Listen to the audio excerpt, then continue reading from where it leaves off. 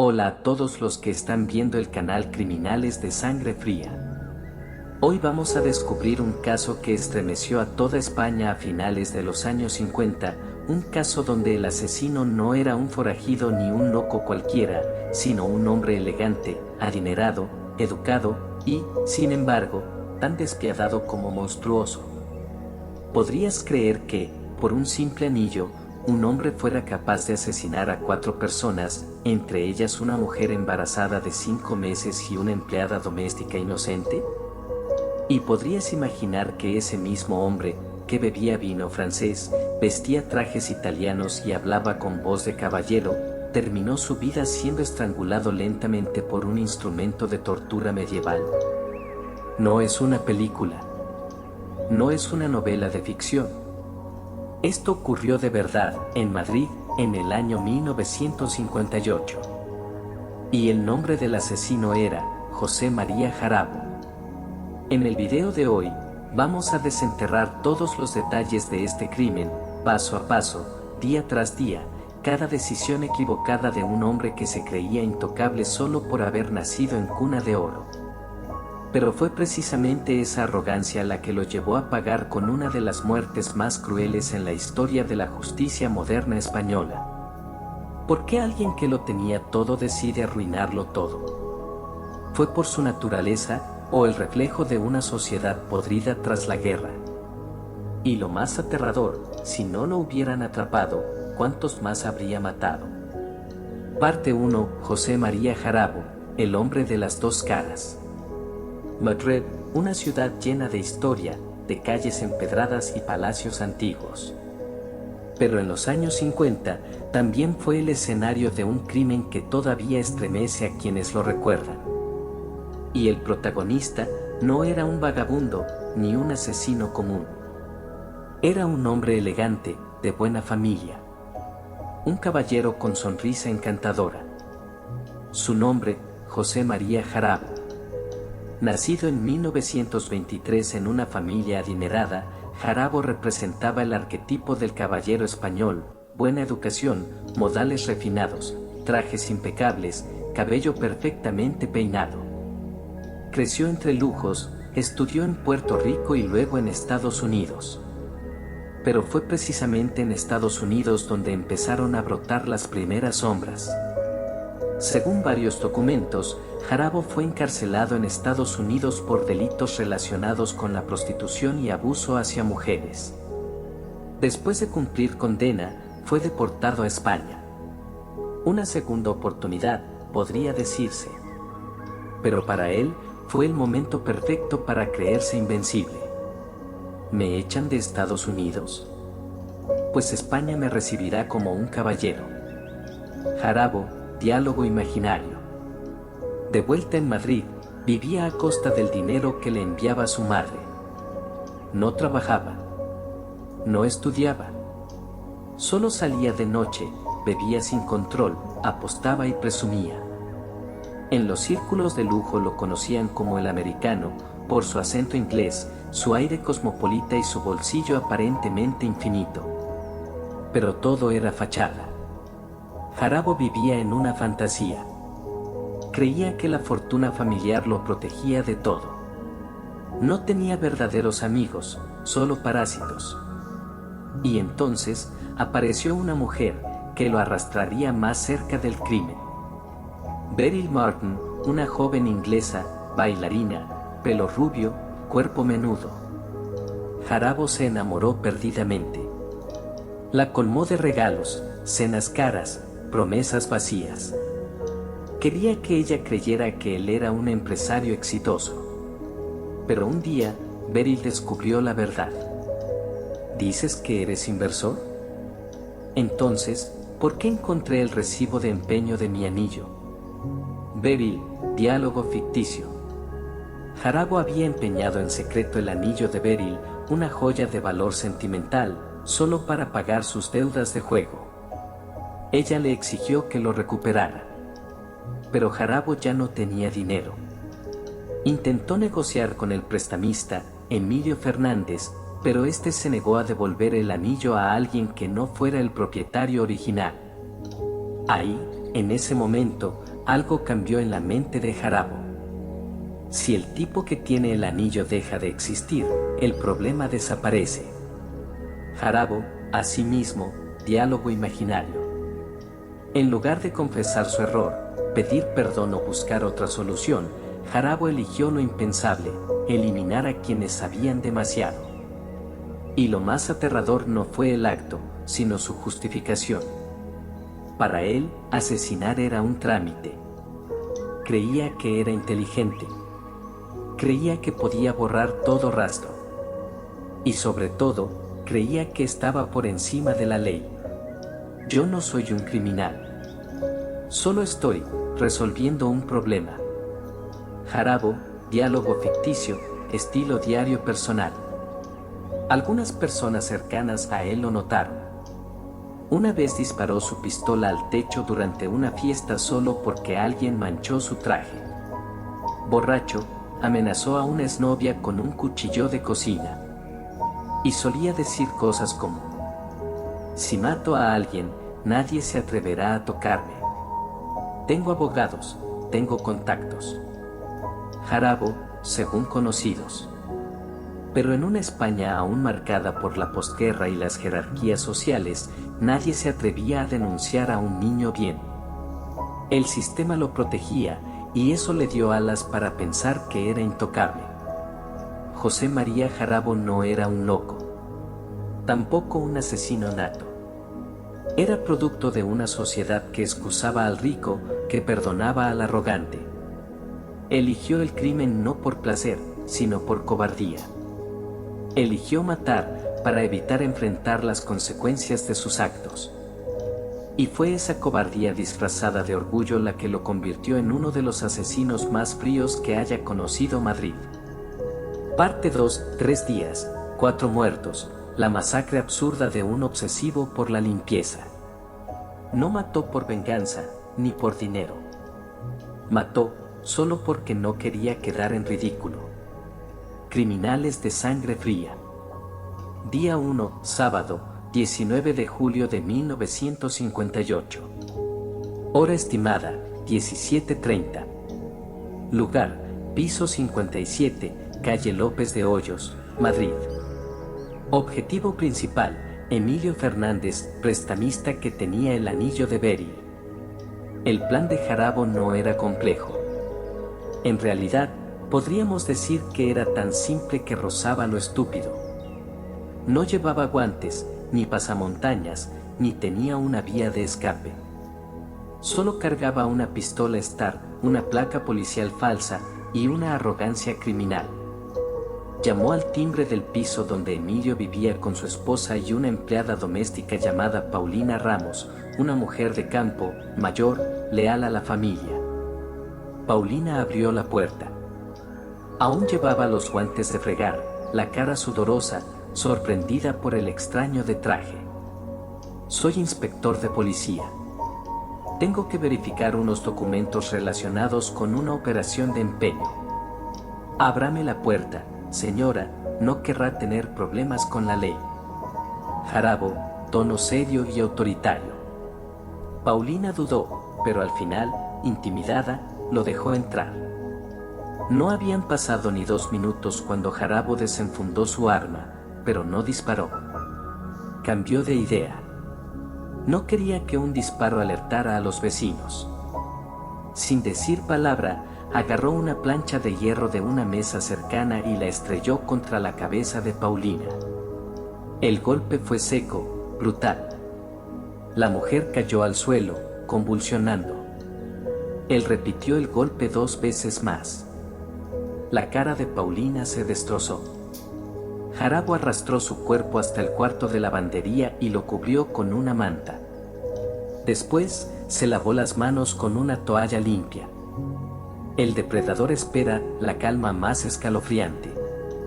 En vez de huir, Jarabo se sentó en el sofá del salón. Encendió la radio, bajó el volumen, puso un tango suave. Sirvió whisky del mueble bar de Emilio y se lo bebió con tranquilidad. Como si estuviera en la suite de un hotel de lujo. ¿Por qué tanta calma? Porque para él, matar era un trámite.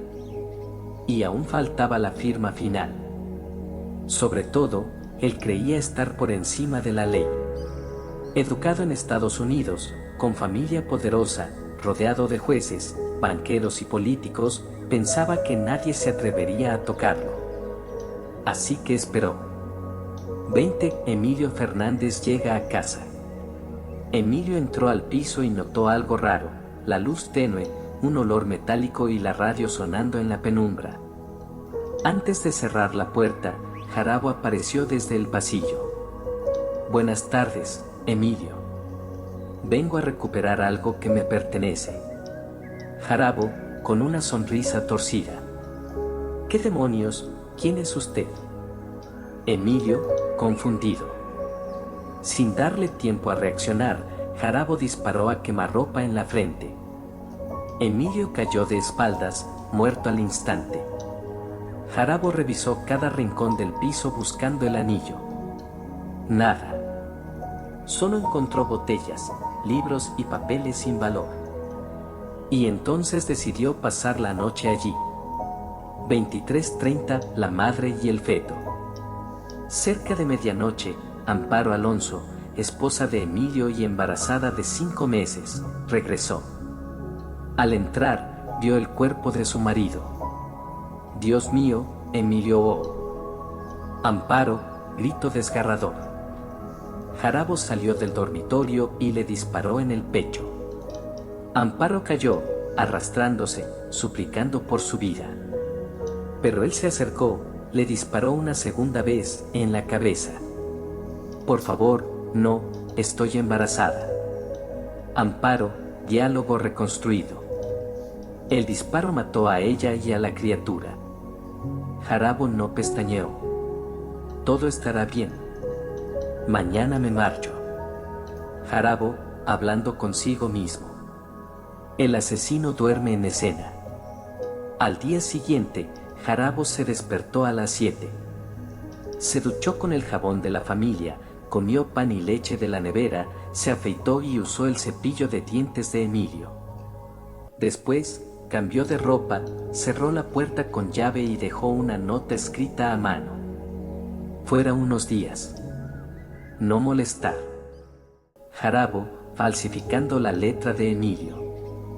Día 3, lunes, 21 de julio, matar en horario de oficina. Jarabo fue al último punto de su lista, la tienda de empeños. Allí trabajaba Félix López Robledo, colega de Emilio y quien probablemente sabía algo del anillo. Llegó temprano. La tienda recién abría. Félix lo reconoció. ¿Puedo ayudarle? Félix. ¿Se acuerda de mí? Vengo a recoger una pieza. Jarabo. Mientras Félix se acercaba al mostrador, Jarabo sacó su arma y disparó directamente a su garganta. El hombre cayó como un saco. Jarabo cerró la puerta de la tienda desde dentro y registró todo el local. De nuevo, el anillo no apareció. Frustrado, tomó su ropa ensangrentada, la metió en una bolsa de papel y cometió su peor error. El error ferro. Llevó la ropa a una lavandería de confianza. La dueña, una mujer mayor, notó que la bolsa tenía manchas rojas y un olor metálico extraño. Preocupada, alertó a la policía. El 22 de julio, Jarabo regresó a recoger su ropa limpia. Los agentes ya lo estaban esperando. Fue arrestado sin resistencia. Solo hice lo que era necesario. No me arrepiento. Jarabo, en su primera declaración. 4 muertos en 72 horas. Paulina Ramos, empleada doméstica. Emilio Fernández, prestamista. Amparo Alonso, esposa embarazada. Félix López Robledo, empleado de la tienda. Motivo, ocultar que había empeñado el anillo de su novia. Fallo fatal, llevar ropa con sangre a la tintorería y subestimar la intuición de una mujer común. Parte 3. La caída del arrogante, Jarabo ante la justicia. Un asesino por arrogancia, caerá por esa misma arrogancia. Criminales de sangre fría. Arrestado por una bolsa de lavandería. El 22 de julio de 1958, solo 3 días después de la masacre, José María Jarabo regresó a la tintorería para recoger su ropa. Nadie sabía que era un asesino múltiple, hasta que la dueña del local notó manchas de sangre y olor a pólvora en las prendas. La policía de Madrid actuó con discreción. No hubo anuncios públicos ni orden de búsqueda. Solo esperaban que el arrogante volviera. Y volvió. A las 9 de la mañana, vestido con traje gris y la misma elegancia de siempre, Jarabo entró a recoger su ropa como si nada. Vengo por mi chaqueta. Lleva mis iniciales, JMJ. Jarabo, educado, tranquilo. Pero en lugar de recibir su ropa, fue esposado en el acto. Un interrogatorio sin presión. A diferencia de otros criminales, Jarabo no negó nada. Es más, relató todos los detalles con frialdad absoluta, como si estuviera contando una historia de ficción. Ante el comisario, se sentó erguido, puso las manos sobre la mesa y dijo: «Lo contaré todo. No necesito abogado. No me arrepiento. Murieron porque necesitaba que desaparecieran». Jarabo. Los agentes quedaron perplejos. No mostraba miedo ni nervios. Describió cada golpe, cada disparo, cada minuto esperando a las víctimas con una precisión escalofriante. Su confesión quedó registrada en 47 páginas. Un documento que hoy se considera uno de los testimonios criminales más fríos en la historia judicial de España. ¿Estaba loco? Cuando se conoció la confesión, el público quedó conmocionado. Nadie podía creer que un hombre educado en Estados Unidos, con modales refinados y amistades en la élite judicial, pudiera cometer semejante atrocidad. Se ordenó una evaluación psiquiátrica completa. Resultado: Jarabo estaba totalmente lúcido. No tenía delirios, ni esquizofrenia, ni trastorno antisocial grave. El único diagnóstico fue egocentrismo patológico y paranoia social leve. Creía pertenecer a la alta sociedad y estaba convencido de que cualquier problema podía resolverse apretando un gatillo. Informe psicológico, 1958. El juicio, el asesino de traje ante la ley. En febrero de 1959, comenzó el juicio contra José María Jarabo en Madrid. El tribunal fue custodiado como si se tratara de un juicio político. No por miedo a Jarabo, sino por la incredulidad que causaba ver quién estaba sentado en el banquillo de los acusados. Apareció con traje negro, el pelo peinado hacia atrás y una leve sonrisa. Parecía más un banquero que un asesino. No pido clemencia, pero quiero que sepan que no maté por placer. Solo resolví un problema, a mi manera. Jarabo, frente al juez. Su abogado intentó alegar alteración mental pasajera, pero el propio Jarabo saboteó su defensa. Durante el juicio, narró los asesinatos con lujo de detalles. Incluso se rió cuando el fiscal lo llamó asesino de sangre fría. ¿Frío? No, señor. Soy muy temperamental. Pero matar fue la única forma de no quedar como un payaso. Jarabo, con tono irónico. Un juicio que capturó a todo un país. La prensa lo bautizó como el juicio del caballero asesino. Todos coincidieron: Jarabo no mató por odio, sino por lógica distorsionada. Era la prueba viviente de cómo el poder, el apellido y el ego pueden corromper hasta el alma más educada. Un hombre que había vivido entre lujos, cenado con alcaldes y regalado joyas a vedetes, acababa en una sala de juicio rodeado de policías. La sentencia final: pena de muerte. El tribunal fue claro. El acusado José María Jarabo, condenado a pena de muerte por garrote vil, por homicidio premeditado, con agravantes múltiples. El garrote vil era un método brutal utilizado en tiempos de Franco, una máquina que rompía el cuello del condenado girando una palanca de hierro. La sentencia se dictó en febrero de 1959, pero su ejecución se retrasó debido a las presiones políticas. Su familia tenía vínculos con altos mandos del régimen. Sin embargo, la indignación pública y la presión de los medios fueron más fuertes. Si perdonamos a Jarabo, destruimos toda la credibilidad del sistema judicial. Declaración interna del Ministerio del Interior. La ejecución fue confirmada. José María Jarabo. Un hombre que no mató por codicia ni por venganza. Mató porque su ego no soportaba el ridículo. Mató para mantener una mentira y proteger su falso honor. Confesó sin que lo presionaran. Sonrió cuando recibió la condena. Y lo más escalofriante, nunca pidió perdón a las familias de sus víctimas. No me arrepiento. Solo hice lo que debía hacer. Últimas palabras antes de salir del tribunal. Parte 4. Los últimos momentos. El caballero en la silla de la muerte. En el instante final, aquel que menospreció la vida, empieza a comprender el valor de cada aliento. Criminales de sangre fría. Prisión de Carabanchel, los muros del silencio. Tras recibir la condena a muerte, José María Jarabo fue trasladado a la prisión de Carabanchel, una de las cárceles más seguras y temidas de la España franquista.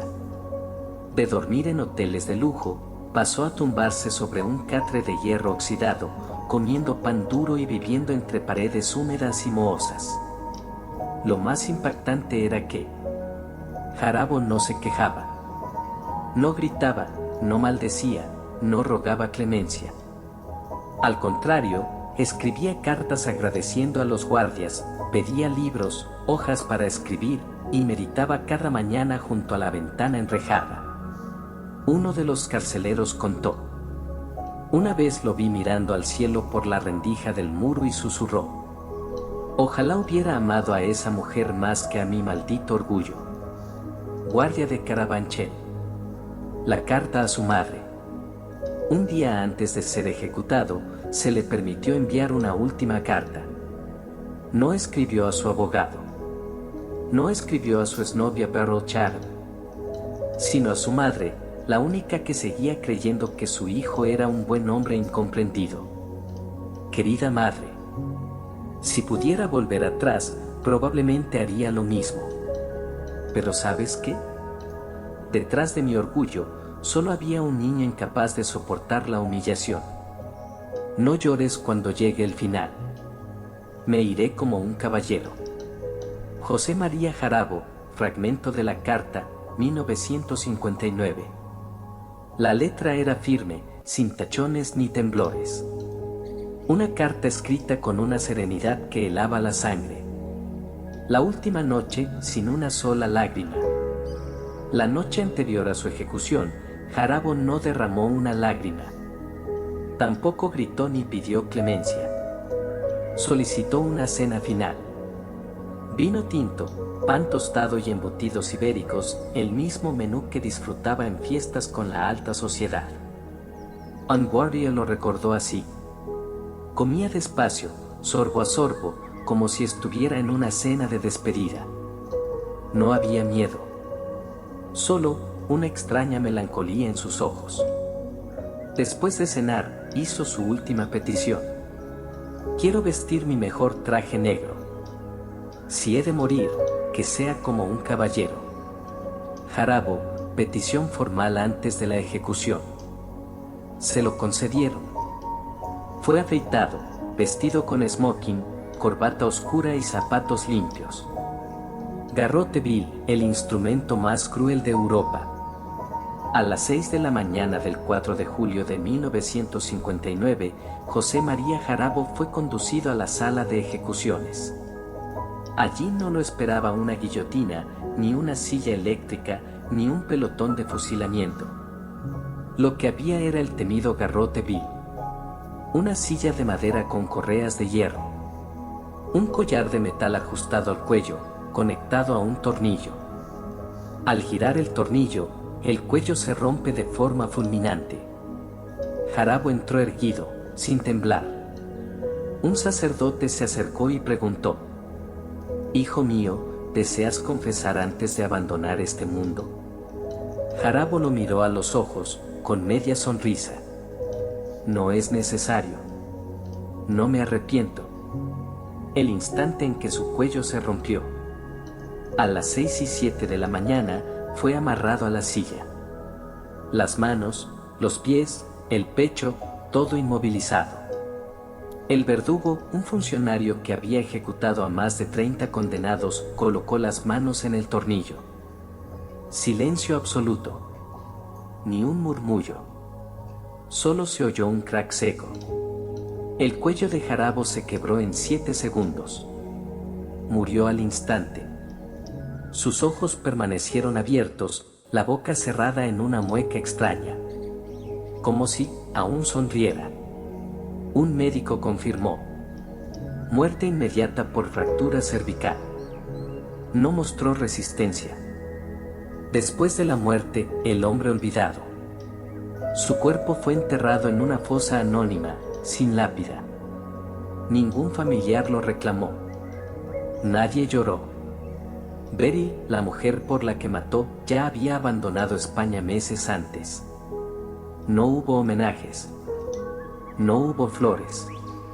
Solo quedó una lección brutal sobre el precio de la soberbia. José María Jarabo vivió como un caballero, mató como un psicópata y murió como una sombra vacía sobre una silla de madera. Desde el principio hasta el final. Nunca mostró remordimiento. Nunca pidió perdón. Nunca se consideró culpable. Si tuviera que hacerlo de nuevo, probablemente lo haría. Fragmento de su última carta. Un hombre que creó sus propias reglas y fue destruido por ellas. Parte 5. El legado sangriento, cuando España miró al caso Jarabo. No todos los crímenes terminan con una sentencia. Algunos siguen atormentando a toda una sociedad. Criminales de sangre fría. A finales de los años 50, bajo la dictadura de Franco, el caso José María Jarabo fue como una bomba mediática. La prensa lo llamó la masacre de Madrid, pero el pueblo lo bautizó con otro nombre más simple: el crimen del aristócrata loco. No solo por el número de víctimas, sino por quién era el asesino. Un hombre de clase alta, con estudios, con dinero, con conexiones judiciales y políticas, que cometió uno de los crímenes más brutales del siglo. En cada bar, tren o mercado, se repetía una pregunta: si no lo hubieran descubierto por llevar su ropa a la lavandería, ¿alguien se habría atrevido a detenerlo? El caso Jarabo hizo que, por primera vez, el pueblo español comenzara a dudar del sistema judicial del régimen de Franco. Hasta entonces, quien pertenecía a la alta sociedad, casi siempre estaba por encima de la ley. Jarabo asesinó a 4 personas en 3 días. Usó una placa policial falsa. Durmió en la casa de las víctimas. Tenía amistades influyentes. Y casi logra retrasar su ejecución por presión de su familia. Eso convirtió el caso en un símbolo.